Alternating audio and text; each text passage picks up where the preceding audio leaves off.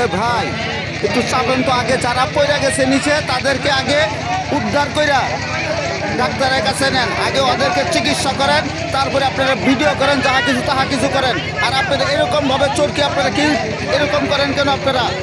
আপনারা ব্যবসা বাণিজ্য করেন, ঠিক আছে, ব্যবসা করবেন, আপনাদের চোরকি ঠিক আছে কিনা, সব কিছু লাখ টাক সব কিছু টাইট ঠিক আছে কিনা, এগুলি কইরা তারপরে সেটা আপনারা এখানে ব্যবসা করতে আসবেন।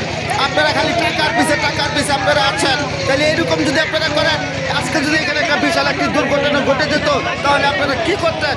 আপনারা শুধু খালি টাকা টাকা টাকা, মানুষের জীবনের দিকে আপনাদের কোনো মায়া মমতা নাই, কোনো কিচ্ছু নাই। ভিডিও আপনারা পরে করেন, আগে ওরা উদ্ধার করে ডাক্তারের কাছে নিয়ে যান, তার আগে চিকিৎসা দেন, তারপর আপনি ব্যবসা বাণিজ্য করেন। আর এরকম জিনিসপাতি নিয়ে কখন আমাদের এই মেলার দিকটা আসবে না ব্যবসা বাণিজ্য করার জন্য। দেখেন ভাই কত বড় একটি ভয়াবহ বিপদ হয়ে গেল, উপর থেকে নিচের ইটি ধপাস করে পড়ে গেল।